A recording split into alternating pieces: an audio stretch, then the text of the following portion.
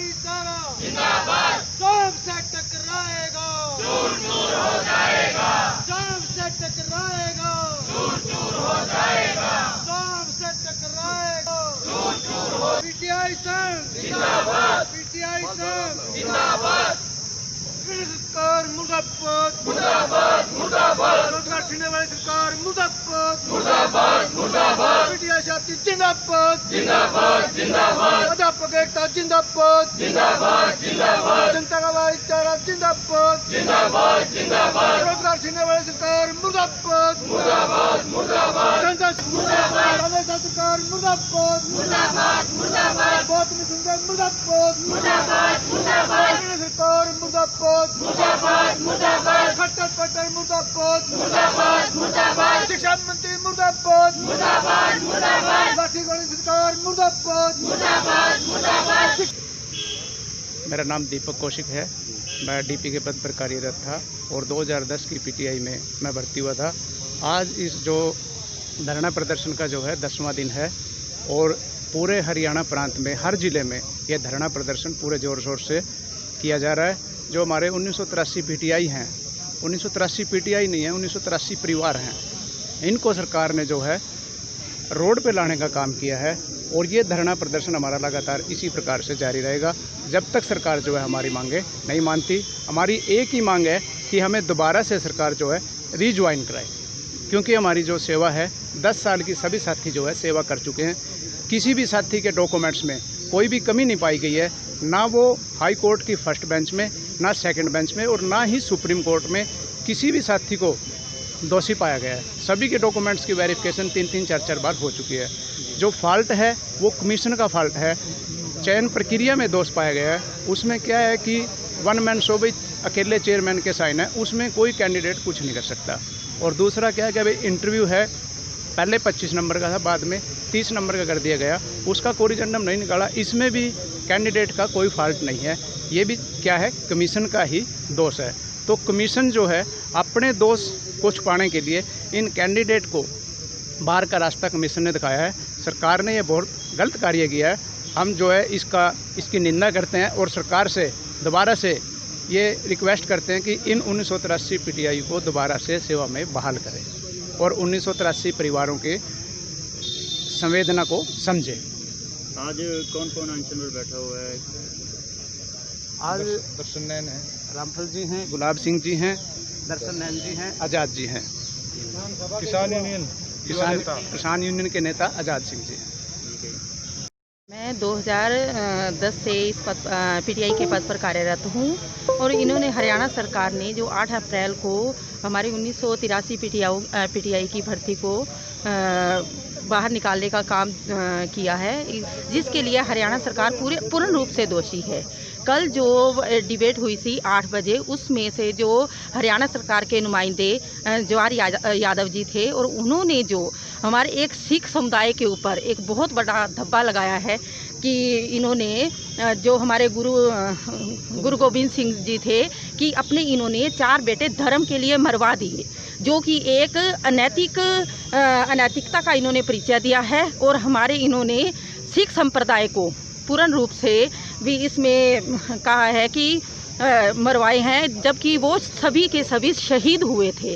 और इसका मैं पूर्ण रूप से विरोध करती हूँ जो इन्होंने ये बात कही है, और हम इससे इस बात की माफ़ी मंगवा कर रहेंगे कि इन्होंने ये गलत किया है। हमारे सिख संप्रदाय के ऊपर एक ये बहुत बड़ा लांछन है कि एक शहीद को उन्होंने एक मौत का करार दिया है।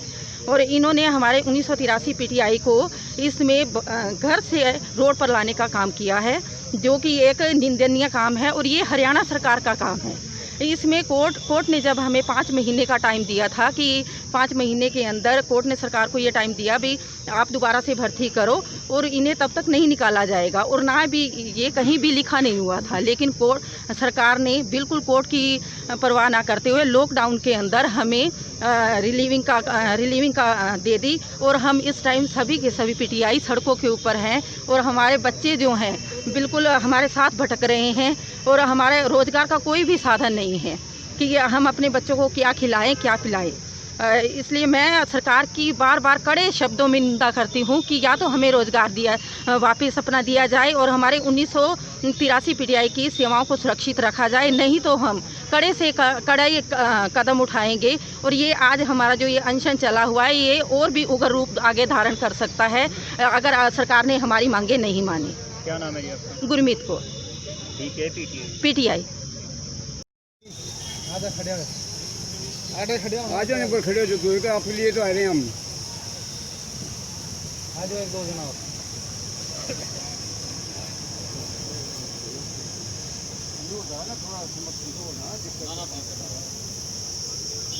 हाँ जी, मैं ओम प्रकाश करोड़ा, जिला पुलिस प्रधान कैथल। हमारी जो एसोसिएशन है हरियाणा पुलिस की, सारा हरियाणा की, हम जो पीटीआई ये निकाले गए हैं इनका ये निर्दोष है, इनका कोई कसूर नहीं है। बिल्कुल ये सरकार की इसके अंदर सह है, मतलब सरकार के उससे निकाले गए हैं। ये मतलब कोर्ट का इतना जितना मतलब ये कसूरवार है सरकार है। और ये जो अब ये बताओ इस उम्र में कहाँ जाएंगे ये बच्चे हैं, कहाँ पढ़ेंगे बच्चे, ये बताओ आप। है ये ना इधर के ना इधर के। मेरा कहने का मतलब है जो हमारी हरियाणा पुलिस एसोसिएशन है, हम इनके साथ पीटीआई जो 1983 निकाली इनके साथ तन मन धन से इनके साथ हम संघर्ष करेंगे, रहेंगे इनके साथ जब तक इनको न्याय नहीं मिलेगा। हम इनके साथ हाँ, ठीक है जी, बिल्कुल रहेंगे जब तक ये इनको न्याय नहीं मिलेगा, हम पीछे नहीं हटेंगे। हरियाणा पुलिस एसोसिएशन कैथल का जिला प्रधान ओम प्रकाश करोड़ा, पुलिस प्रधान कैथल। ठीक है जी। तो सरकार से क्या मांग करते हैं अभी आप? सरकार से ये मांग है जी, इनको बहाल करो जी, इनको रोजी रोटी में इनका जो सर्विस नौकरी है उस पर बहाल करके इनको एडजस्टमेंट करो। और करने भर्ती सरकार के पास कोई कमी है कोई है क्या? नहीं हुआ ये भाई और जितने मर्जी भर्ती के लिए इनको भी रखो, रोड भी भर्ती के लिए। हम ये तो नहीं कह रहे भाई ये भर्ती ना करो, लेकिन इनको तो रखो, इनका क्या कसूर है? प्रक्रिया में कह रहे गड़बड़ हुई है, ये बिल्कुल गलत है। ये सरकार की नीयत में खोट है। नीयत सरकार की नीयत में ये देखो, सरकार की नीति में ये जो भाजपा जो मौजूदा सरकार है, भर्ती तो पहली सरकार में हुई है, फिर इनका पहली सरकार में हुई है, फिर इनका कोर्ट देखो, अगर सरकार की नीयत साफ है तो इनका कोई कसूर नहीं है जी, ठीक है नहीं। सरकार की नीयत में कमी है, खोट है। सरकार का कहना है कि मामला सुप्रीम कोर्ट में, हाई कोर्ट में हार चुके हैं। सुप्रीम कोर्ट में ये सरकार की उस तक चलता है जी, कोई भी मामला हो सरकार की साहब पे चलता है जी। सुप्रीम कोर्ट का कोई उसमें रोल नहीं है किसका जी? फैसले के अंदर फैसले में मान लीजिए इनका ये अपनी जगह डॉक्यूमेंट्स ठीक लग रहे हैं, ये बिल्कुल अपने उसमें इनका कोई कमी नहीं किसी भी डॉक्यूमेंट्स में। ठीक है जी। वो ये तो द्वेष है, द्वेष भावना है। किस प्रकार की द्वेष भावना है? द्वेष भावना ये कांग्रेस पर करने इन्हें निकाल दिए, ये इनका काम है। ये कांग्रेस उन्हें निकाल दे, भाजपा उन्हें निकाल देते हैं, ये इनका काम है। राजनीति करनी है लोगों ने, राजनीति रोटी सेकनी है लोगों ने। इनका क्या कसूर है बताइए? कहाँ जाएंगे ये लोग? कोई 45 साल के हैं, 50 साल के, बताओ कहाँ जाएंगे ये? तो कब तक धरना प्रदर्शन चलेगा? जब तक न्याय नहीं मिलेगा। ठीक है। ये हरियाणा पुलिस एसोसिएशन संगठन का ऐलान है, जब तक न्याय नहीं मिलेगा उस टाइम तक चलेगा जी। अरे एक बार बता देता हूँ आपके माध्यम से, बड़ौदा वाला इलेक्शन में अब ये जो उपचुनाव हुआ है इसमें सब इस कारण का काम करेंगे। इनको हम पता लगेगा भाई इनके अंदर पीटीआई के अंदर कितनी पावर है इनके अंदर। ठीक है। हाँ, अब आने वाले इलेक्शन उपचुनाव में हम भी जाएंगे। देखो एक लैब अटेंडेंट 9,000 तनख्वाह लेते, वही बंद कर देते इनकी। बताओ भूखे मरने बेचारे, ये अपनी तनख्वाह क्यों नहीं काटते? ये 70 1 2 1.5 लाख रुपए लेते हैं, अपनी में क्यों नहीं काटते? एक लैब अटेंडेंट 9,000 रुपये तनख्वाह लेता है, उसकी तनख्वाह बंद कर दी। देखो कहाँ जाएंगे ये गरीब को मारती है सरकार।